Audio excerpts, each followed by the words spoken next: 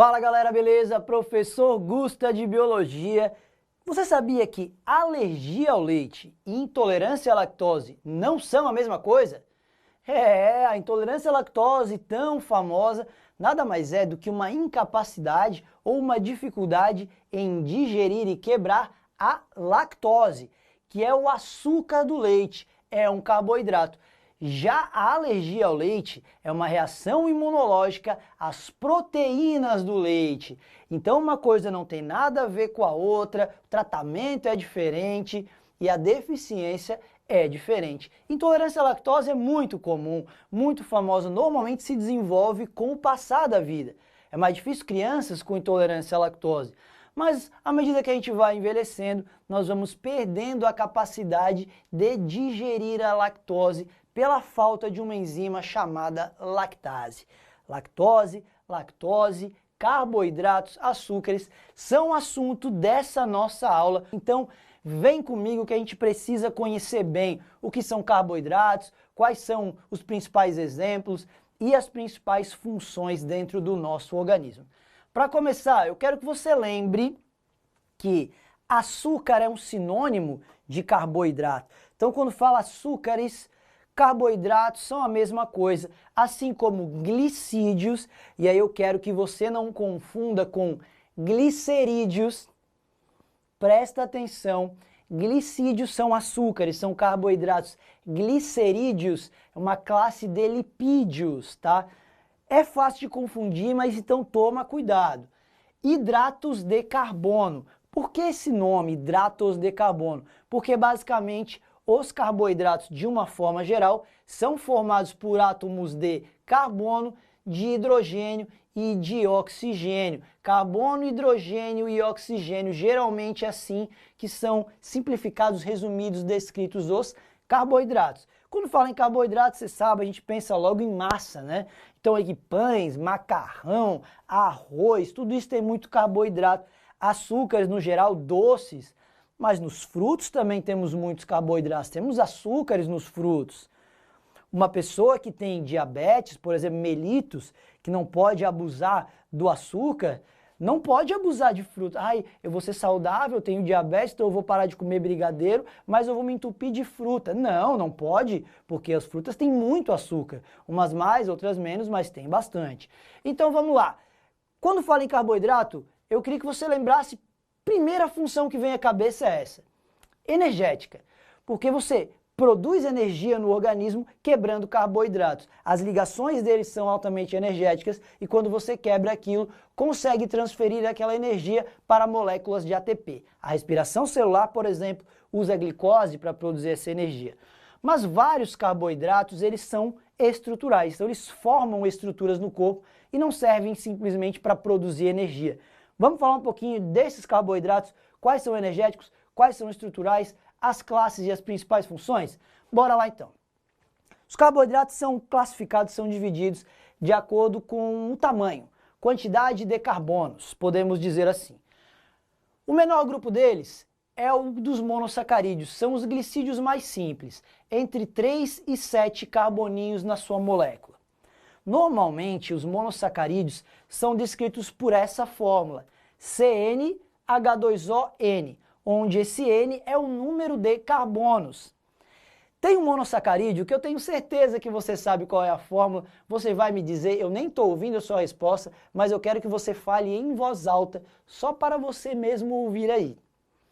Qual é a fórmula da glicose? Qual é a fórmula da glicose? Eu aposto que você acabou de falar aí para você mesmo, C6H12O6. Olha que bonitinho como isso se encaixa aqui na fórmula. Se você, esse N é o número de carbonos, se você sabe que tem 6 carbonos, quantos hidrogênios ela teria? 2 vezes 6, que o N é igual a 6, né? Ó, N é igual a 6. Isso aqui parece um H, né? Ô, que N feio. N igual a 6, C6, H 2 vezes N6, O vezes N, O6.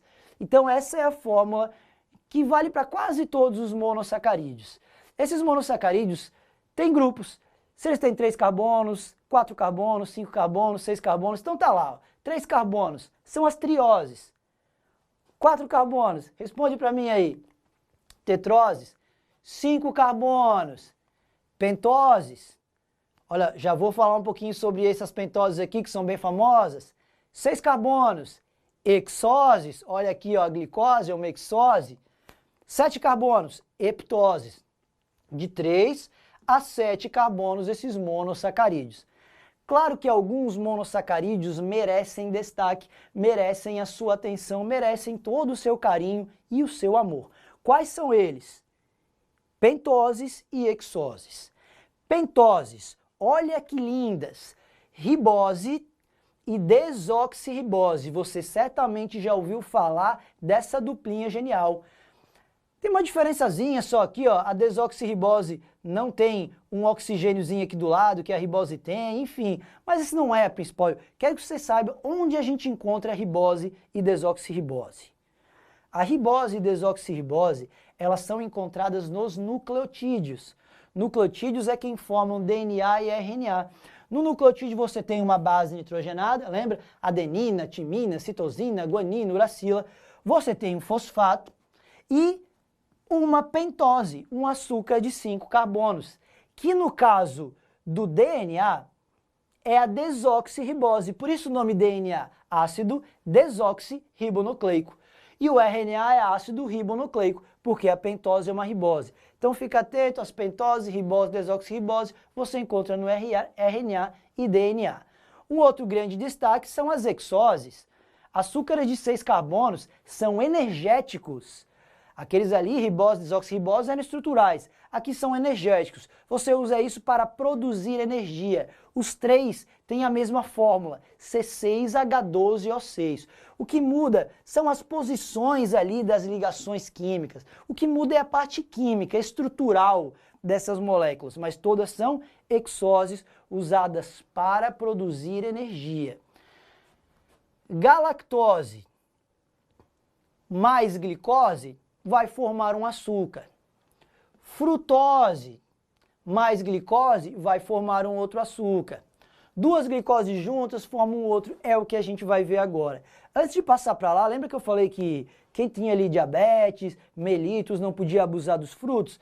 Porque ó, os frutos têm muita frutose, tá? Então isso acaba sendo prejudicial com quem não pode comer aquele açúcar. Tranquilo? Glicose é o grande destaque. Claro, falaremos um pouquinho mais disso ainda nessa aula. A glicose ela é utilizada para a produção de energia. Então, claro que vai ser o nosso destaque aqui nessa aula ainda.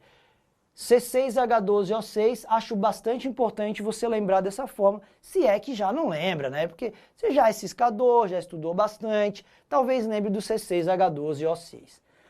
Oligo significa pouco. Você tem várias palavras na biologia. Oligoqueta é uma classe lá dos anelídeos que tem poucas cerdas no corpo. Um ovo oligolécito é um ovo que tem pouco vitelo, porque oligo é pouco. Oligosacarídeos é quando você tem a junção de poucos monossacarídeos.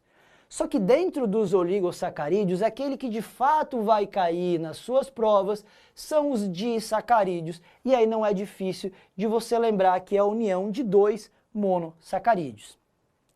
Quando você une 2 monossacarídeos, essa reação, o nome dela é uma síntese por desidratação. Quando nós unimos 2 monossacarídeos, uma água é removida, é retirada. Isso é síntese por desidratação. Estou unindo 2 glicoses para formar um disacarídeo, unindo 2 monos, formar um disacarídeo aqui chamado de maltose, perdeu uma água. Como que é o nome da união de sacarídeos? É uma ligação glicosídica. Ligação glicosídica entre 2 monossacarídeos para que você forme um disacarídeo, por exemplo. Síntese por desidratação. Se nós quisermos quebrar isso aqui, ó, quebrar a maltose numa enzima chamada maltase, você formaria 2 glicoses e para quebrar isso aqui precisa de água. Então é uma hidrólise, quebra com a ajuda da água. Belezinha? Vamos para os 3 principais disacarídeos que podem cair na sua prova. Sacarose é a junção de uma glicose com uma frutose. Sempre você vai unir a glicose com alguma outra coisa. Glicose com frutose forma sacarose, que é o açúcar de cozinha retirado da cana. Então lembra, com quem que a glicose liga mesmo para formar a sacarose? Cara, lembra, sacarose é açúcar de cozinha, vem da cana. Cana é uma planta. Já lembra, por exemplo, que plantas têm frutos, algumas, e o fruto tem açúcar, que é a frutose? Opa, então a glicose mais a frutose forma a sacarose. Maltose. Que ligação mal, né? Que molécula mal. Junta duas glicosezinhas, não tem muito interesse. Duas glicoses, coisa mais sem graça, que mal. Maltose. Putz, fraquíssima essa associação. Mas se uma pessoa que estiver me ouvindo ali conseguir lembrar disso na prova, eu já fico feliz demais. Agora essa aqui é a mais famosa. Hoje em dia é a mais famosa, tá? Claro que a sacarose é mais famosa que o açúcar de cozinha, mas hoje em dia se fala muito da tal da intolerância à lactose, que é o açúcar encontrado no leite, e é a união de uma glicose com uma galactose. Lembrando que a intolerância à lactose acontece pelo seguinte, né? O que seria o normal de acontecer? Lá no seu intestino delgado, existe um suco chamado suco entérico. Esse suco entérico é para ter uma enzima chamada lactase, que quebra a lactose em galactose e glicose, para que você consiga absorver aquilo, jogar para dentro das células e aí ficar tranquilo, produzir a sua energia, tá tudo em paz. A falta da enzima lactase faz com que esse açúcar, esse disacarídeo lactose, passe pelo intestino delgado, não seja digerido e chegue inteirinho lá no intestino grosso. Lá no intestino grosso, você tem bilhões de bactérias, todas, lactose, lactose, chegou lactose lá inteirinha para elas. Elas vão fazer o quê? Fermentar. Essa fermentação pode liberar alguns gases, vai liberar o ácido lático, aquilo vai deixar a pessoa estufada, com gases, às vezes diarreia, às vezes prisão de ventre. Então, dói, né? Cólicas abdominais. Então a ideia o problema é deixar chegar inteirinho lá. Por isso que o ideal é a pessoa não ingerir nada que tenha lactose, ou hoje em dia ela pode ingerir uma enzima, que é a lactase, que vai ajudar ali. Isso é a lactose ou um disacarídeo. Só que eu queria que você ficasse atento a uma coisa.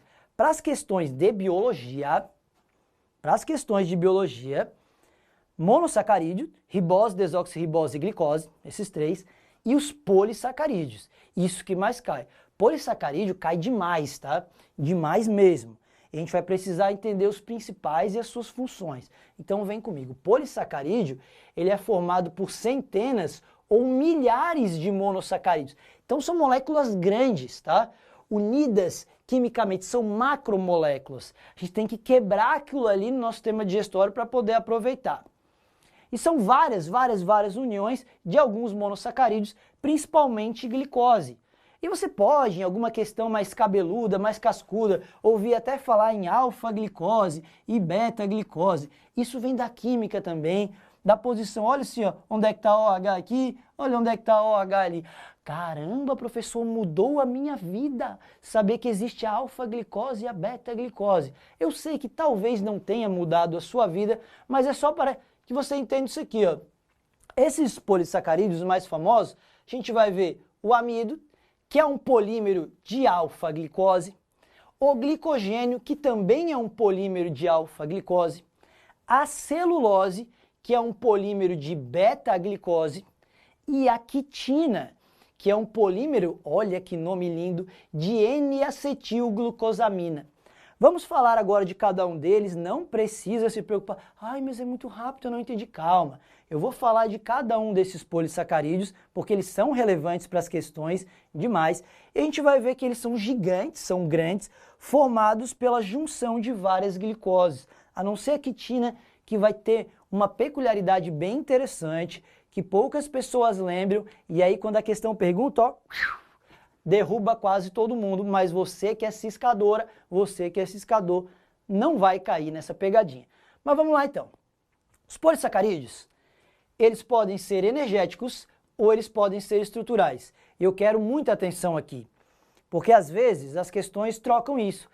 Elas falam que o amido é estrutural para formar tal coisa, ou que a celulose é para produzir energia e tal. Então fica atento, a gente vai dividir isso por funções e a gente vai explicar bem certinho. Amido. Quando fala em amido, lembra de planta. Falou em amido, lembra de planta. Quando você pensa em amido, o amido de milho, né? É verdade, o milho é uma planta, ai que legal. Amido vem de produtos de origem vegetal. Por que isso? Porque ele é produzido por algas e plantas. Produzido em que condições, com qual objetivo? Você sabe que as plantas, elas fazem fotossíntese. Algas fazem fotossíntese. E essa fotossíntese forma glicose. Só que a glicose, ela pode ser estocada. Porque a planta, imagina comigo, ó, durante o dia a taxa de fotossíntese está alta, a planta está aproveitando para produzir muita glicose. À noite, quando não tem mais luz e a taxa de fotossíntese despenca, não acontece mais, a planta ainda necessita de energia para o seu corpo. E ela vai recorrer a quem? Ao estoque. Uma planta, por exemplo, que perde as suas folhas no inverno. Imagina uma planta ficar 2, 3 meses sem folha. Significa que ela não está fazendo fotossíntese. Como que ela sobrevive todo esse tempo sem produzir glicose? Porque nos meses anteriores ela produziu bastante, armazenou, juntou várias glicoses para formar o amido. Então eu quero que você entenda, o amido ele é formado pela condensação química de milhares de moléculas de alfa-glicose e esse amido vai ser uma reserva energética das plantas. Antes de mostrar isso aqui na fotossíntese, uma outra informação. O amido, na verdade, ele é formado por 2 polímeros. É a junção de 2 polímeros. A amilose, que tem uma conformação mais linear, e a amilopectina, que é mais ramificada. Então, amilose mais amilopectina formam o amido. Grava assim, ó, função do amido, energética. O amido é a reserva energética das plantas. O que a gente tem aqui? Planta fez fotossíntese, produziu glicose, não vai usar tudo naquele momento, então estoca. Estoca em várias partes. Existe um tecido chamado parênquima amilífero. Anotou aí? Parênquima amilífero, armazena amido.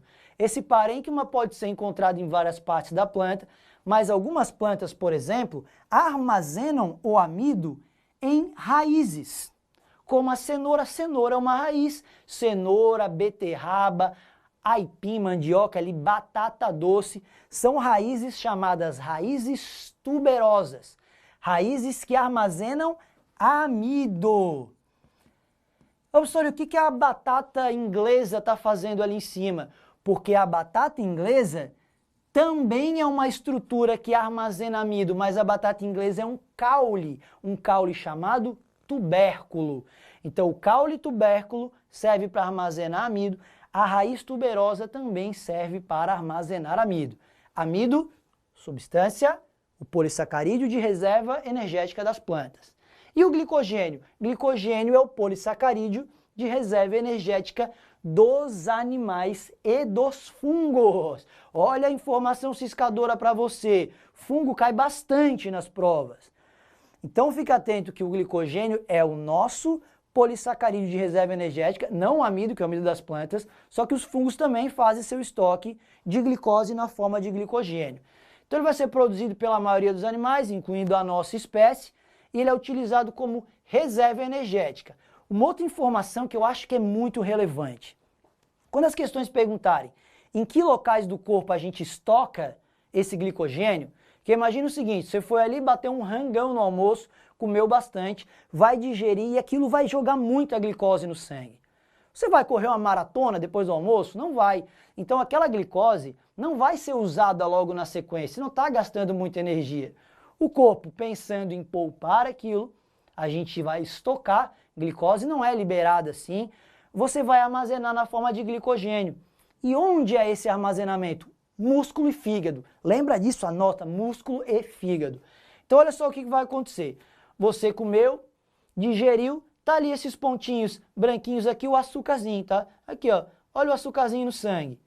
Nessa hora o pâncreas, nosso amigo pâncreas, lá nas células beta, vão secretar insulina. Conhece insulina? Com certeza. O que essa insulina faz? Facilita a deposição. Tira a glicose do sangue e joga nas células. tira a glicose do sangue e joga no músculo, tira a glicose do sangue e joga no fígado. Isso que a insulina faz. Por isso que a falta de insulina faz que o indivíduo fique com muito açúcar no sangue e não consiga tirar de lá, tá? Olha só o que vai acontecer. Se você não usar aquela glicose toda, você pega essa glicose e vai transformar em glicogênio lá no fígado. Isso é chamado glicogênese. Gênese é a formação do glicogênio. Aí, 1 da tarde, 2, 3, 4, 5, 6, 7, 8, você não comeu mais nada, está morrendo de fome. Não tem problema, você não vai morrer naquele momento, porque você formou uma reserva. Se você tem uma reserva, você pode usar. Vai chegar, ô fígado, começa a quebrar esse glicogênio aí, porque a gente está precisando de glicose, e aí vai acontecer a glicogenólise, a lise desse glicogênio, para que você consiga jogar a glicose no sangue e distribuir para as células. Tranquilo, então? Nossa reserva de glicose é na forma de glicogênio, nossa e dos fungos. Mas também existem outros polissacarídeos que não são energéticos, são estruturais. Primeiro deles, a celulose. Não preciso nem falar para você que a celulose é o polissacarídeo mais abundante do mundo. Porque simplesmente a celulose, que é formada pela condensação química de milhares de moléculas de beta-glicose, a celulose é o principal componente da parede celular das células vegetais. Então, todas as células vegetais, elas terão essa parede celular, umas com mais celulose, outras com menos, depende de qual região da planta a gente está falando, mas então tem muita celulose espalhada aí pelo mundo. Tá aqui, ó, uma paredezinha celular com fibras de celulose. Essa celulose é bastante relevante, sabe, tem indústria de papel e celulose. Ah, é verdade, o papel vem da planta, então a celulose tem na planta. Sim, tem a parede celular. A celulose, ela é importante para nós, para a gente também, para a nossa digestão. Como assim? Nós não conseguimos digerir celulose, tá? Os animais, eles não têm uma boa capacidade de digerir celulose. Mas no nosso caso, por que então que ela é importante? Formando as fibras. Lembra que o consumo de fibras facilita a digestão? As fibras, elas vão conseguir arrastar, levar o bolo fecal mais facilmente.